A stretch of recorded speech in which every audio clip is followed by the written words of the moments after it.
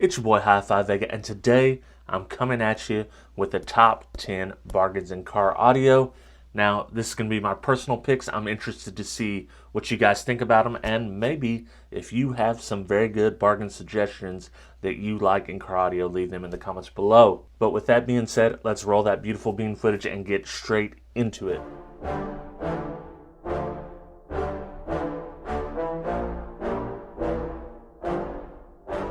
Yeah, I just want to be the greatest. Number 10. Coming in at number 10 is the NVX 1 Amp Kit. Now, this is a very high value amp kit for a budget price. It currently sits at $125. You can use the coupon code HifiVega10 for 10% off, and that'll drop it below $120. It comes with everything you need to get started. I do think NVX has some really nice wire, very flexible. The part that goes under the hood already has braided loom on it for you, so you're covered there. It has a nice fuse holder. Unlike some of these other cheap fuse holders that you may get with other kits that even cost more, where the plastic doesn't sit on there well and it kind of wants to pop off all the time. It's a big mess. This one is not like that. It also comes with speaker wire, so that is a bonus, and that is why it gets my number 10 pick. Number 9. For my number 9 pick, if you don't want an amp kit and you just want bare wire, I'm gonna say go ahead and look at the Conext Link 1/0 wire. If you've been watching this channel, you know I do a lot of wire videos. At current prices, this is probably one of the best bargains you can get. It is $109 for 25 foot, which comes out to $4.36 a foot. It is oversized wire, it is flexible, it is also tinned, so if you're doing a build and you're on a budget, definitely check out the Conext Link. It's solid wire at a bargain price. Number 8. For my number 8 pick, I'm going with the Down4sound JP8 amp. This is an 800 watt amp that does over 1200 watts. Besides that, I really dig the color blue that it is. I like the heat sink. It's a throwback to the old school US amps. And it comes with a really nice bass knob that gives you a lot of information right there on the bass knob. That's a big value add, in my opinion, on this $199 amp new. You can often find it on sale for $179. You can sometimes find it refurbished for $150. If you're in the market for a smaller but still powerful amp, check out the JP8. I think it is a great amp, and that's why it got my number 8 pick. Number 7. Coming in at number 7 is the Kicker KeyLOC. In my opinion, it's one of the best line-out converters on the market today. It costs $129. It's so much more than a simple 3-wire line output converter like you're thinking. This one has factory EQ correction. It has up to 10 volts of pre-out voltage, and it's the perfect piece for factory integration on some of these newer cars that require much more than the old resistor-based cheap line output converters that we had back in the 90s. So if you're doing a factory upgrade and you need a line output converter, definitely check this one out at $129. I know that it sounds expensive for a line output converter, but this one in particular does so much that I think it's a bargain at $129. So that's why it got my number 7 pick. Number 6. For my number 6 pick, I'm going with kind of the king of budget power, and that is the Terraps Smart 3.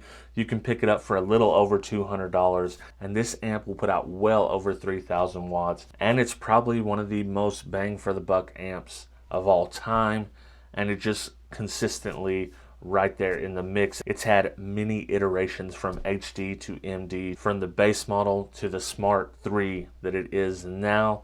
They even have a Smart 3 base 3K version. So this amp has been iterated upon many times. And I think if you're on a budget and you want a lot of power, this amp is going to do it for you.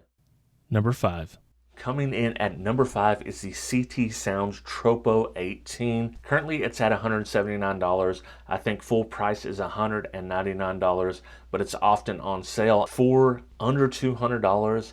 An 18-inch Tropo, to me, that is an absolute steal. That is a huge bargain. I've tested the Tropo 12. I've had many sessions with the Tropo 12, and I think that it's a really solid, strong subwoofer. Not to mention, it's a pretty good looking subwoofer. I do like the polished back plate. And to get all that performance, the looks, in an 18 for under $200. That is why it's at the number 5 pick, and I really stand behind this one. I think this is a great subwoofer at a great price. And Number 4.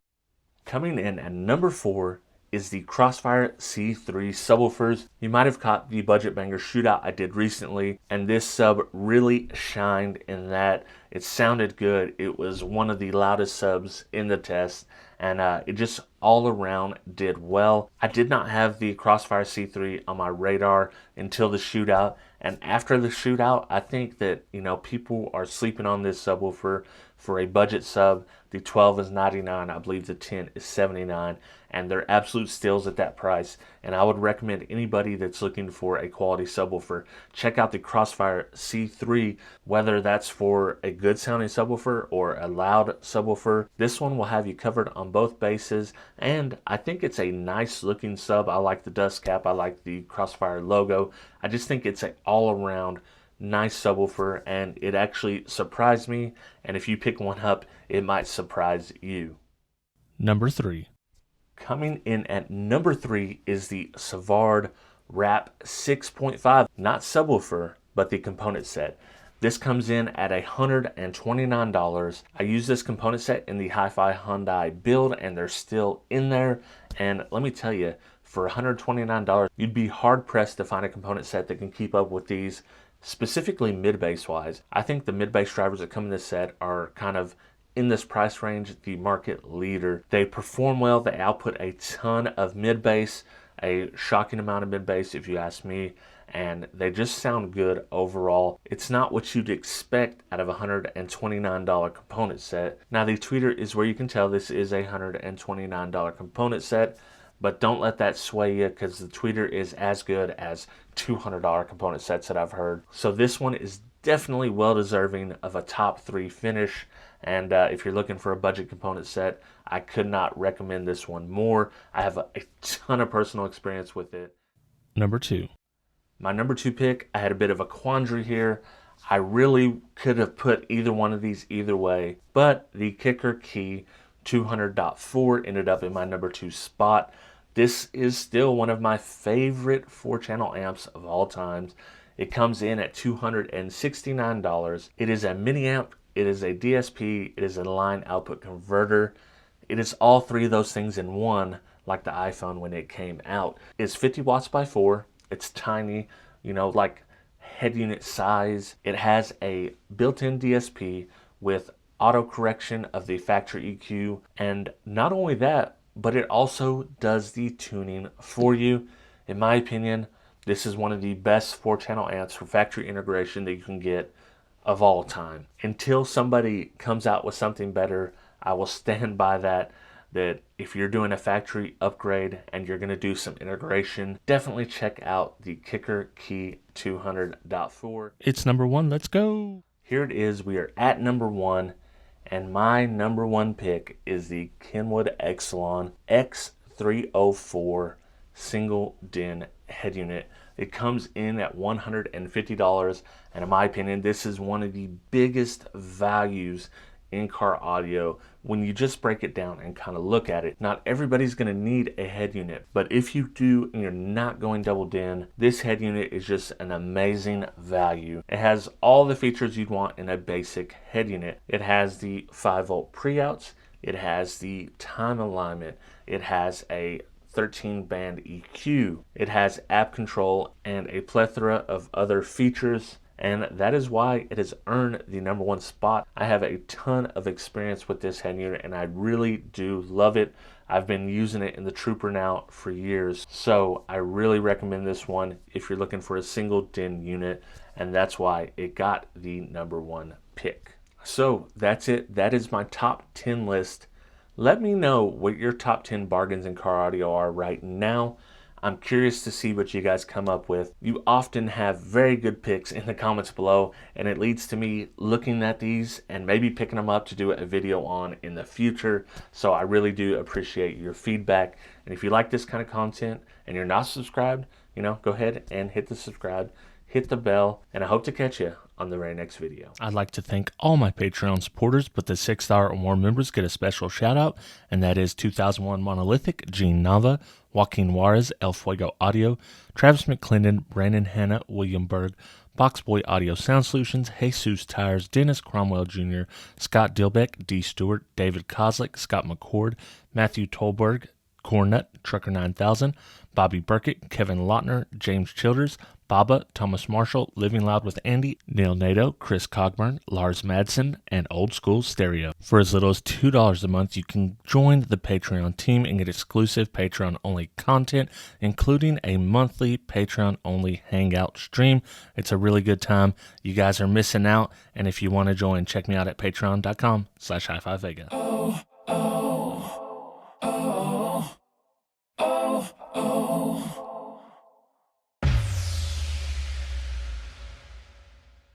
You know, this would not be a HifiVega top 10 list without some honorable mentions, so here they go. The Yanka 12-inch subwoofer. This one is $109. You can often find it for under $100 with a coupon on Amazon, but this one really shocked me. This was a solid subwoofer, extremely loud, extremely durable, and it's a good-looking subwoofer. If you want a really high-performing subwoofer that maybe performs as well as $200 or more subwoofers, give the Yanka a look. It's definitely a beefy sub, and it's a performer. It gets loud. My other honorable mention is the NVX MVP amplifiers, the 4 and 6 channel. These are kind of UTV marine rated amplifiers. Lots of power though. The 4 channel is 100 watts by 4. The 6 channel is 100 watts by 6. They come in at $200 and $250 respectively. They're compact, they're efficient, they're weather sealed, they're good for marine use. I'm using one in the Trooper now and they don't sound half bad. So if you're looking for something like this, definitely don't sleep on the MVP4 and the MVP6.